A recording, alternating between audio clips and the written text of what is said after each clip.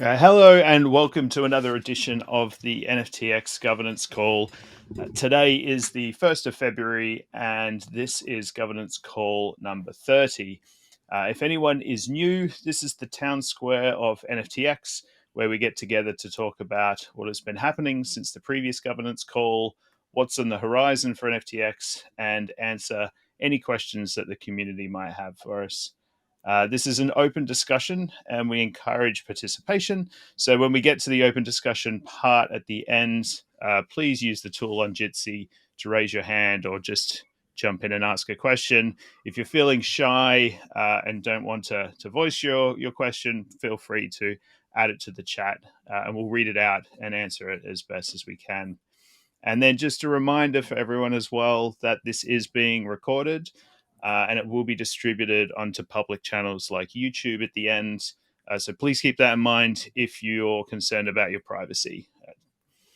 With that, we'll jump straight into the first item on the agenda, which is some governance updates about what has been happening over the last couple of months. So the first one we have was the Milady vault fee update. So the team at FloorDAO own a really significant portion of the liquidity. And if you own more than 50% of the liquidity in a vault, you can put forward a proposal to change the fees as well. So they've put forward a proposal through the forum, and it was to change the vault fees from the default, which is sort of 10% fee for selling. 4% for random buys, 6% for target buys, 4% for random swaps, and 10% for target swaps, and to almost halve them all. So they've gone with sort of 5 to 3 to 8 instead. The rationale around that from Ato, who proposed it, was that since Blur has come in with the bids that people can put on, that the floor price is kind of or the pricing has tightened up a little bit, and the items in the NFTX vault on aggregators had slipped back a little bit.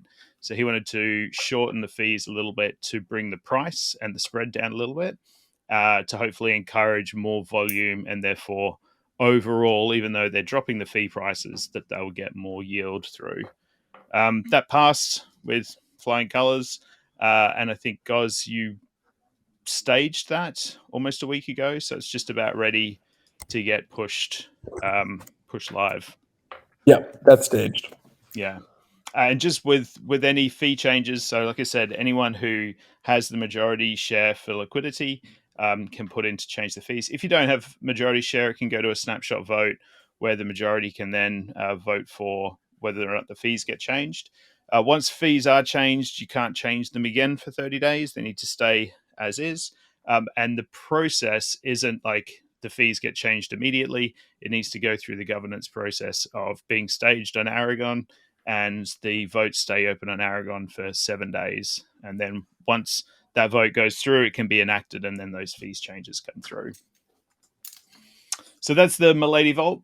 The next one that was pretty important was Toes, who has had a proposal go through to renew his contract with the core team and extends the position for another 12 months.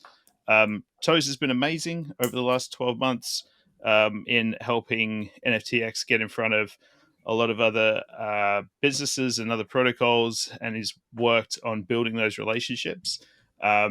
He is unable to be here on the call today, and he was going to run through the plans over the next 12 months from the BD point of view, so you can get like a landscape of where he's looking to take NFTX and the areas that he wants to engage with other protocols as well. But he will make that, he will have that presentation for the next governance call as well. The next one was a proposal which was put up to extend Chop's position as well. Chop was like the second person onto the core team, aside from Alex, who was the founder. And this was to rehire Chop as well. And thankfully, that passed a couple of hours ago, again with flying colors, no votes against it. So looking forward to where Chop steers the ship with the rest of the team over the next 12 months as well. And the other one, which is currently up at the moment, is a forum vote for Glyph. We'll go into the Glyph vault a little bit in the protocol update, but a long time ago, all the vaults got default fees, and the default fees, like I said, with the Milady, are like 10% fee for a sell, 6% for a target buy, 4% for a random buy. For vaults that are blue chip, like punks or anything kind of over the 5 ETH mark, we're recommending that the fees come down, because a 10% sell fee on Glyph when you're selling it for 100, I think the sell price on the current vault is like 170 or 180 ETH. That's a fair fee, like 18 ETH fee. So we want to bring that Glyph vault down in line with what we believe the blue chip fees should be. So Punk came right down to, I think, 3%, 2% and 1%. And we're bringing the Glyph vault down to like 1.5% for buys and 2% for sells. So that's open at the moment. Looking for more feedback on the Glyph vault, and then we'll push those changes through. The NFTX DAO itself has the majority share. Like we are the only liquidity providers. So technically, the core team could just push through the changes to that. But we do want to open it up to the community and get any feedback that people might have for a little while first. I heard a couple of whooshes in the chat. No, that's all right. There's no questions. So that's everything around the governance updates. So we'll move on to the product and protocol updates next. Quag, do you want to talk a bit about what the product has been shipping lately? Yeah, so the biggest ship so far this year is the new 0x marketplace app, which uses 0x routing to like source all liquidity from. So the contract, the news app contract, went through its audit, and we squashed the things raising that. So we managed to get that deployed like tail end of last year, and then we were finally able in this year to sort of wrap up and squash out the small issues we were having in terms of like positive slippage and stuff on the UI. So yeah, now on the NFTX marketplace on NFTX.io, anytime you're browsing in there to buy or sell, it will always be checking the 0x API for pricing. This is most obvious now when you're in the Punk pool, because there's quite a few Uniswap v3 positions on Punk now. So, for example, if you were to add like 2 punks to the basket on NFTX, you'll see it's pulling like 25% of that liquidity from Uni v3. And if you were to add like 3, and it pulls like 30%. So yeah, now on like the basket view on the marketplace, NFTX.io, when you add things into your basket, you'll see at the bottom like the liquidity provider sources, where it's come from. Most of the time, it'll just say one source, and that'll be SushiSwap, because most vaults obviously were set up by default with infinite range Sushi pools, and it's only really these larger vaults where people have set up V3 positions. But it's meant, again, that we can bring things back to life, like the Glyph vault, because the DAO just had idle Glyph token, but not really the spare ETH to go and sit and pair like an infinite range liquidity pool with like 7 Glyph and the sort of thousands of ETH that would require. So yeah, the DAO set up a single side position selling Glyph from basically like 200 ETH, the current floor, to like up to like 350, 400, which means that you could obviously buy it at very competitive prices compared to like OpenSea. I think the floor was like 250 or something. So we have seen someone buy a Glyph token from that Uniswap pool, which is cool to see, and then they'll probably use that to I think stake and then redeem a Glyph out of it. And yeah, so other pools, that someone had a Doodle Uni v3 position, which meant that the Doodle vault then was sort of brought back to life after the main LP had left their infinite range position. There was someone doing a V3 position, which meant again that people could buy and sell into that range if they wanted to. So yeah, it's opening up more avenues now for people to do other yield strategies, or if they want to LP much tighter ranges. As you know, there really isn't a need for infinite range on NFTs. Most people have a floor price they want to buy at and like a maximum price that they want to end that liquidity at. So this should aid a lot in being able to bring sort of spreads closer together, as sort of market makers and the like can provide liquidity on NFTs at much tighter pricing. It also means, again, if you want to sort of scale out of V tokens that you have NFTs, you can then just set in a single-sided Uni V3 position. And then obviously every time people buy from that vault, it'll pull from your liquidity, and you can slowly obviously scale out of position that way. So yeah, we're excited to get that out there and sort of layer onto it and see how people might use it. We already know that like FloorDAO have done stuff with putting like Punk and Milady positions on V3. And obviously NFTX DAO has done it with Punk and with Glyph. So that's pretty cool. We also shipped a smaller update where you unstake your liquidity positions on the UI. Previously, you would just unstake your X token and be given back your Sushi SLP, and then you had to obviously go to Sushi and then unwind and remove your liquidity that way, which was a painful process for people who didn't really know, because you can zap in with liquidity. They may not actually understand, what's happening under the hood. They don't know that they've paired with ETH and gone to a Sushi pool. That they just think they're just doing some sort of LPing with ETH. So then to be given an SLP, that some users were finding it difficult to understand where to go, what to do, what can I do with this SLP? I've unstaked and I've not got my ETH. What's happened? So like using like the Uniswap permit function, we've been able to sort of move that into the NFTX UI. So you can just do the same signing you would do when you would be on Sushi, signing to remove your liquidity. You can now do that in NFTX. Then it unstakes, and then we fire off the remove liquidity function that you would do on Sushi, but straight from our UI. So it's now much easier for people to go, so have a unstake the liquidity and have a clear and obvious step that we show you exactly how much you're going to get back, plus any fees you may have earned, and just do it all through our UI. So I'm hoping that's a much more sort of seamless and easy process for people to be removing their LP positions when they want to. I think most people expect to unstake their LP and receive their assets straight away. So that's also up and live. I've not had any complaints about it yet. So and right now we are putting the final touches on the new create vault mechanism, which will be on the Yield app to start with, as we slowly work towards sort of longer term goals of combining the interfaces, but that's for another call. That it'll basically be a way for you to create a vault and add items and set custom fees, eligibilities, and finalize all in one go, instead of the usual 2 to 3 transactions it would take. All done in one go now, in one sort of like wizard, stepping through like 4 steps. We're just literally at the point now where we're dotting I's and crossing T's, just making sure we're showing the most useful stuff on the UI, and final checks basically that that it all works well on Girly, because the mainnet zap for that crate has been deployed on mainnet, so that should be good to go. We may deploy it on the Yield app this week, but it'll definitely be up and shouted about next week. But that's it for product at the moment. Very good. Thank you, Quag. One of the other bits that we updated recently, just more from like an infrastructure point of view than specifically with the product, is the NFTX V2 subgraph went through some updates. The guy that we use, Mac, did an amazing job. He removed call handlers or block handlers from the indexing process, which took the time to index the entire history of NFTX from like 2 or 3 days down to about 45 minutes. So it's huge savings in time for us there. And then we also created another couple of views on the data.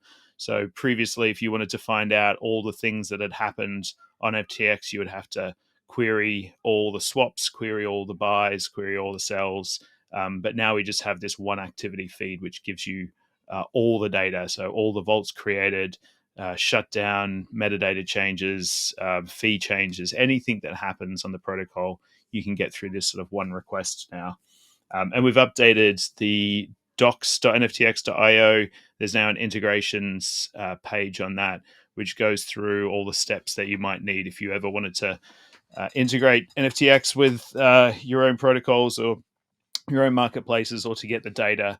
It explains the calls that you need to make either through the smart contracts or to get the data from the graph as well. So if anyone's looking to do that, please check it out and provide feedback as you see fit. The other thing that we're looking at, Quag touched on the Glyph positions that we put in as part of a treasury rebalance proposal that went through a few months ago now. One of the last things that we're going to be doing is moving our Punk liquidity position from Sushi Infinite Range over to Uni at a more concentrated, still quite a big range, but move that across. The only thing we were waiting for before that happened was for Gem to route through 0x as well, because we want to make sure that the aggregators that kind of support the protocol in sending us transactions, and also us providing them with the cheapest possible prices, that they are routing through 0x as well. So they're getting the benefit of these cheap prices and these additional liquidity locations as well. So they're just running some unit tests now on Gem v2 to make sure that the protocol is being routed through 0x. And then once that's happened, we'll move the Punk positions over. And so that should show, or that should see, an even tighter spread on the Punk prices on NFTX, and which will also be coming through on Gem as well. There's another team as well which reached out recently called Reservoir. We saw them because they were being used by a similar protocol called Caviar, who are still not launched yet, but they were using them for stolen NFTs. They have like an oracle of stolen NFTs. It's one route that you can look at to see whether or not something has been flagged on OpenSea or not. But they are also doing an integration of liquidity from both a buying point of view, but also from a selling. So they've integrated NFTX now into their protocol, and they've got a section in there called Instant Sell. So you can use them to instantly sell into any sort of collection offers across LooksRare, OpenSea, or Sudo, and now also into any offers for NFTX as well, or any of our liquidity pools at the floor rates. So it's really good to see our liquidity being integrated into these other areas. I know that Reservoir, they also offer like an almost off-the-shelf marketplace. I know Forgotten Ruins have created a marketplace based on it. So have someone from Milady's have created their own marketplace based on it as well. So it's good to see. We should see some like additional contracts selling into NFTX and also buying from it as people use Reservoir a little bit more often. And then another integration that we've seen was, or kind of a partnership, was Zharta. So Zharta offer loans for NFTs. It's not for every NFT, but they currently support Punk, a bunch of the Yugas, so the Basie, the Macy, and I think it's like the Dog Ape Yacht Club. Also Doodles, V-Friends, Cool Cats, Masks, Pudgies. So if you own any of those collections, you can go and either deposit one of your NFTs or a group of NFTs. So it can be from either a group from the same collection or multiple collections, and then you can get a loan back from them. You're charged interest on the loan, and they don't hold onto it. It goes into like an escrow contract. But if you default on your payments and you don't pay it back, the people who are providing the liquidity for the loans have the option to buy it. And if they don't buy it, then they will use something like NFTX to then sell those NFTs into to get the liquidity back out for themselves. So there's another good example of how NFTX sort of fits into the Lego construction of other people's protocols and products as well. That's all I had for the product and protocol updates. I think we move into the open discussion. If anyone here has anything that they want to chat about, you can either fire a message into the chat or unmute yourselves and ask away. Can you share any updates about the V3 migrations? It sounds like the Punk and some of the larger vaults have started to make that. Will that be available on Arbitrum shortly as well? So the two sides to that, Scott. So there's the V3 stuff, but then also like multi-chain. Sure. Yeah, we can wait on the multi-chain.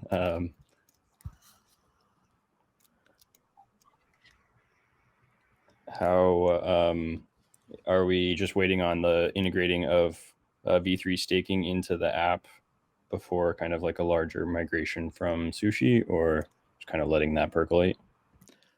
All right. So I think for V2, it will continue along with Sushi being the location where you stake.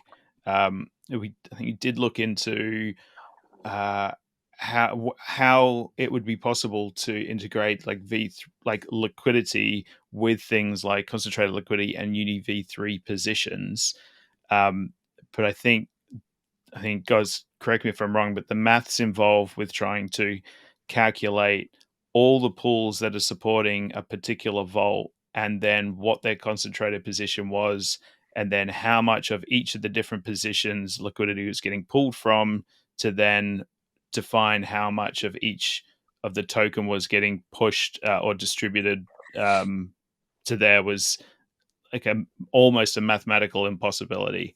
Or the gas it would cost to make the calculations was not practical.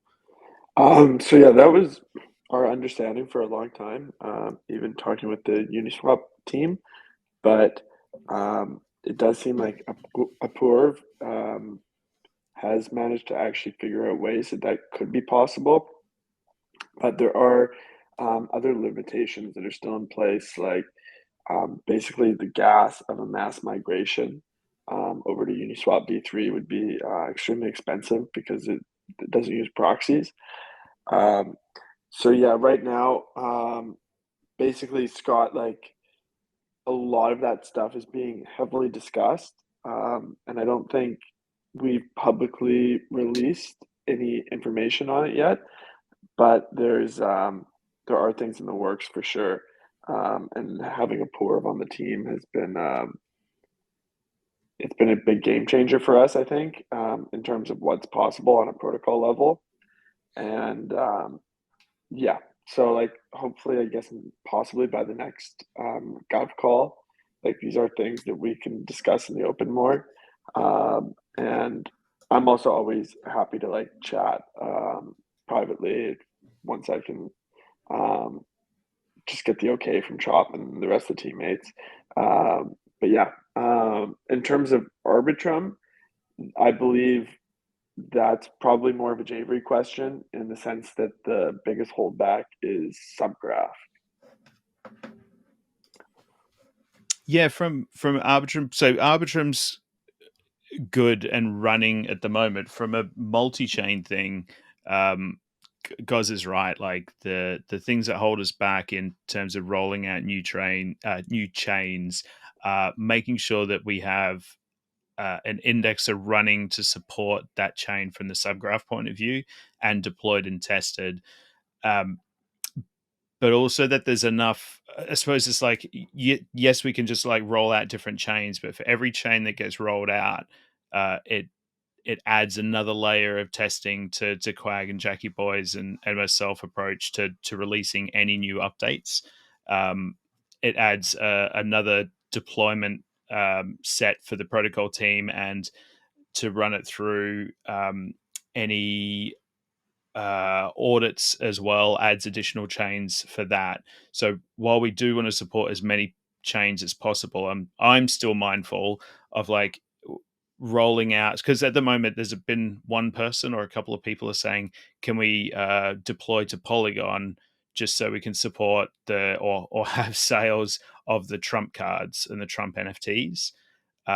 If it's just for one collection, personally, I would be against it because there's not the volume there that would support or make it worthwhile for the team to spend all their time doing more different chains and less work on the chains that are being used heavily.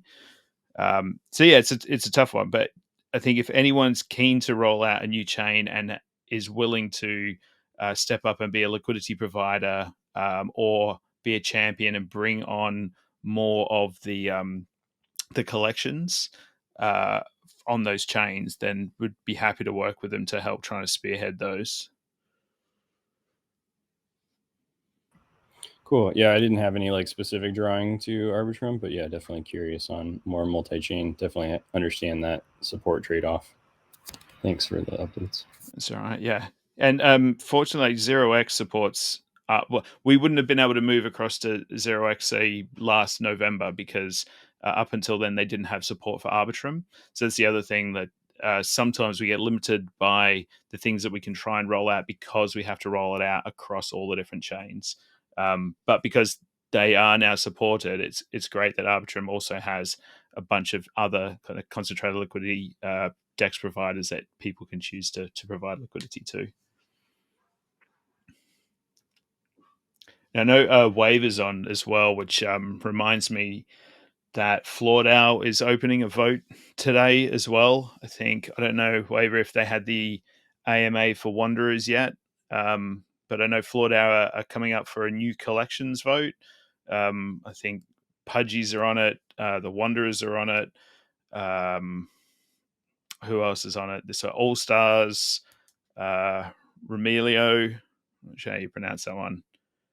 But yeah, so there's a vote coming up. If anyone holds floor or has staked floor, you can vote on who they're going to sweep as their next collection to earn yield and bolster the floor price with additional liquidity on NFTX.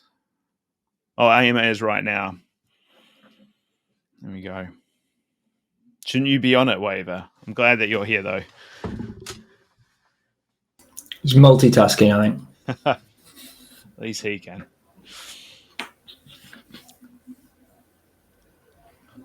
All right. Is there anything else anyone else wants to raise? Okay. If not, thank you for everyone for joining today. If you have any feedback, this will be up on the forum post where the agenda is. We'll also share it onto Discord as well. Feel free to add comments to the forum post or come onto Discord to ask questions or hit us up on Twitter as well. The next call is going to be on the first Wednesday in 2 months' time, which will be in April, on April the 5th. In between there'll be ETH Denver as well. So there may be a couple of the team over at ETH Denver. So if anyone wants to catch up and say hello, shoot us a message on Discord and we'll see who's around to catch up. But thanks everyone for joining, and we'll see you in a couple of months. Thanks, everybody. Cheers. Bye.